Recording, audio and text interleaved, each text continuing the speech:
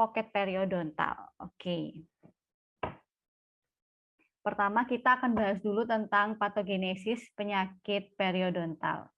Nah, patogenesis itu adalah bahasan tentang perkembangan penyakit. Jadi bagaimana sih suatu penyakit itu bisa muncul gitu, bisa ada gejala-gejala seperti ini, tanda-tanda seperti ini itu bagaimana sih? Nah itu dibahas tentang di seputar patogenesis. Nah kalau ngomongin tentang patogenesis penyakit periodontal berarti kita sedang membicarakan tentang perubahan atau perkembangan dari mulanya jaringan periodontal sehat menjadi jaringan periodontal yang berpenyakit gitu ya. Nah, awalnya itu jaringan periodontal yang sehat akan berkembang menjadi gingivitis, yaitu suatu inflamasi atau radang atau penyakit yang sebatas ada di gingiva saja. Nah, apabila penyakit di sini, gingivitis ini tidak bisa disembuhkan atau inflamasinya itu tidak bisa diatasi oleh jaringan tubuh, maka akan berkembang lagi menjadi periodontitis. Di mana di kondisi periodontitis ini kerusakan pada jaringan periodontal itu tidak hanya sebatas pada gingiva, tapi sudah meluas ke ligamen periodontal dan tulang alveolar gitu, ya. Nah, apabila ditinjau dari aspek histopatologisnya, jadi penampakan histologisnya dan juga klinisnya itu gingivitis dan periodontitis dibagi menjadi 4 stage ya, 4 tahapan gitu. Di antaranya ada initial lesion, ada early lesion, established lesion, dan advanced lesion gitu. Lalu sebelum memulai ngomongin masalah penyakit ya, nah kita kan perlu nih mengingat kembali tentang gimana sih keadaan jaringan periodontal yang sehat gitu. Nah di sebelah kiri ini sudah ada gambaran histologis dari sulcus gingiva gitu. Nah kenapa kok yang ditampilkan sulcus gingiva? Karena memang sulcus gingiva inilah tempat awal perkembangan awal dari penyakit periodontal. Jadi awal berkembangnya itu di sini, bukan di gingiva yang luar sini, tapi ada di sulcus gingiva ini. Nah, ketika keadaan sehat, struktur dari sulcus gingiva itu seperti ini. Dia itu memiliki epitel yang terdiri dari dua jenis epitel. Yang pertama ada sulkular epitel. Jadi sulkular epitel itu yang ini ya dari sini B ke C. Sulkular epitel ini tuh adalah epitel yang membentuk dinding lateral dari sulcus gitu. Dia merupakan epitel pipih berlapis dan tidak berkeratin. Lalu juga posisinya itu menghadap ke gigi, menghadap ke permukaan gigi tapi nggak menempel. Nah, sedangkan ada satu jenis lagi epitel yang dia sama-sama menghadap ke permukaan gigi, tetapi menempel di permukaan giginya. Ini ya. Nah, itu disebut dengan junctional epithelium gitu. Nah, junctional epithelium ini membentuk perlekatan antara gingiva dengan permukaan akar gigi gitu. Normalnya junctional epithelium itu dia menempelnya pas tepat di CEJ. Ini ya, di sini daerah di cemento enamel junction gitu. Nah, sehingga apa namanya? Karena junctional epithelium ini menempel di CEJ, maka kita bisa sebut bahwa dasar sulcus gingiva ini setinggi normalnya setinggi dengan cemento enamel junction gitu.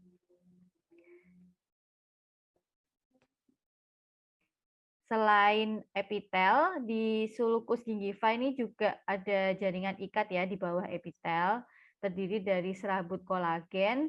Kalau keadaannya sehat, serabut-serabutnya itu tersusun padat, terus teratur, ada arah-arah tertentu gitu ya. Terus tidak terlihat adanya sel-sel radang atau tanda-tanda adanya peradangan gitu. Oke, lanjut ya. Seperti saya sebut sebelumnya ya, kalau secara histopatologis perkembangan dari penyakit periodontal itu bisa dibagi menjadi 4 stage. Ada initial lesion, early lesion, established lesion, dan advanced lesion. Nah, untuk yang initial lesion, early lesion, dan established lesion ini itu masih masuk ke dalam gingivitis. Jadi di 3 stage ini kerusakannya itu masih seputar di gingiva gitu. Nah, ketika sudah masuk ke advanced lesion, jadi itu sudah ada kerusakan ke ligamen periodontal dan tulang alveolar, sehingga advanced lesion ini menggambarkan kondisi periodontitis gitu. Oke, nah kita akan bahas pertama dimulai dari initial lesion ya. Bagaimana, apa saja sih yang terjadi, perubahan-perubahan yang terjadi di initial lesion itu. Jadi penyakit periodontal itu kan disebabkan oleh adanya plak dan kalkulus yang di situ ada kandungan bakterinya ya. Nah, ketika ada bakteri, bakteri itu memiliki suatu struktur khusus di dinding selnya yang mana dibedakan menjadi 2. Untuk bakteri gram negatif, struktur khusus pada dinding selnya itu disebut dengan LPS atau kepanjangannya lipopolisakarida. Untuk bakteri gram positif, struktur khususnya itu disebut dengan lipoteichoic acid. Nah, kedua struktur khusus ini itu nanti akan dikenali oleh reseptor, suatu reseptor yang dimiliki oleh sel-sel tubuh. Biasanya yang punya reseptor ini tuh adalah sel dendritik ya, dan sel dendritik itu dia posisinya ada di epitel sulcus gitu. Nah, sel dendritik mempunyai reseptor khusus yang fungsinya tadi untuk menangkap sinyal ya, menangkap molekul bakteri ini. Kemudian apabila kedua ini berikatan, maka akan menghasilkan suatu produk yang disebut dengan sitokin proinflamasi. Jadi disitulah awal mula terjadi tertrigger lah proses inflamasi itu gitu. Nah, selain itu bakteri ini kan juga dia kan posisinya ada di dekat epitel ya. Nah, karena dia itu ada di dekat epitel sehingga interaksi antara bakteri dengan epitel itu memicu sekresi interleukin 8 dan ICAM1. Jadi interleukin 8 dan ICAM1 ini kita sebut dengan kemokin. Jadi dia fungsinya itu adalah sebagai kemoatraktan. Jadi sebagai penarik ya. Misalnya kalau di hewan itu biasanya feromon, nah kayak gitulah. Sebagai zat kimia yang fungsinya untuk memicu kemotaksis daripada neutrofil gitu. Nah, tadi kita kembali ke proses ini ya, proses di sitokin proinflamasi. Jadi sitokin proinflamasi ini kan sudah dihasilkan dari interaksi antara molekul bakteri dengan reseptor yang ada di sel tubuh. Nah, kemudian sitokin ini akan mengaktifkan siklooksigenase 2, di mana siklooksigenase 2 ini adalah suatu enzim yang fungsinya itu merubah asam arakidonat menjadi prostaglandin E2. Jadi fungsinya dia itu membentuk prostaglandin E2 gitu. Nah, PGE2 atau prostaglandin E2 ini memiliki fungsi atau efek ya pada pembuluh darah, itu menyebabkan vasodilatasi dari pembuluh darah gitu. Nah, lalu karena tadi kan epitel itu sudah menghasilkan kemoatraktannya ya, jadi dia sudah menghasilkan suatu sinyal di sulcus gitu. Ditambah lagi adanya vasodilatasi pembuluh darah.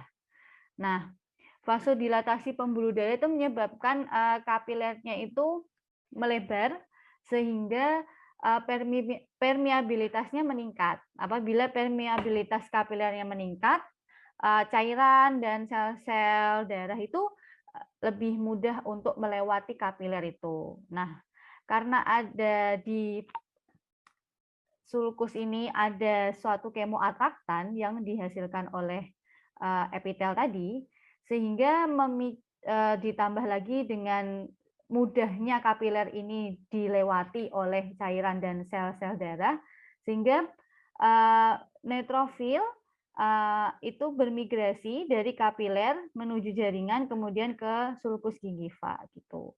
Nah, ngapain sih neutrofil nih kok dia ribet-ribet ya? Apa susah-susah pindah dari pembuluh darah terus menuju ke sulcus itu ngapain gitu? Fungsinya dia untuk memfagositosis dari bakteri, jadi membunuh si bakteri ini tadi. Nah, lalu kalau sudah difagositosis kan bakterinya mati ya, bakterinya mati dan neutrofilnya juga mati, gitu. Selain itu juga lalu apa kemana sih bakteri sama neutrofil yang mati ini? Apakah harus cuma dibiarin aja di sulcus ya?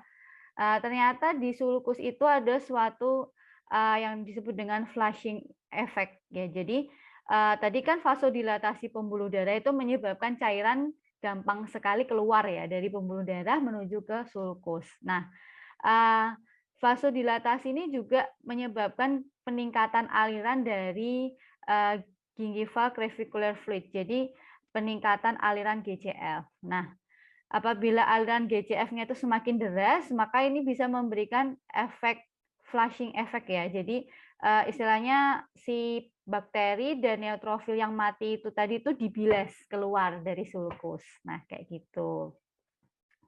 Nah, itulah yang terjadi di initialization gitu. Nah, selama neutrofil itu bisa mengatasi infeksi bakteri yang terjadi di initialization ini, kemudian sel-sel yang mati bisa dibilas keluar dari sulcus dan segala macam itu, lesinya itu tidak akan berkembang. Jadi selama proses ini itu istilahnya seimbang antara bakteri yang menyerang dengan neutrofil yang menyerang balik bakteri itu seimbang sama, maka proses ini tuh tidak akan kemana-mana. Di sini aja kayak gitu. Nah, di initialization itu keadaan ini tuh bisa terjadi ketika gingivanya itu sehat. Jadi selama gingiva sehat itu juga sebenarnya ada proses ini. Cuman karena tadi bakteri dengan sel-sel imunnya itu seimbang sehingga penyakitnya itu tidak berkembang lebih lanjut gitu.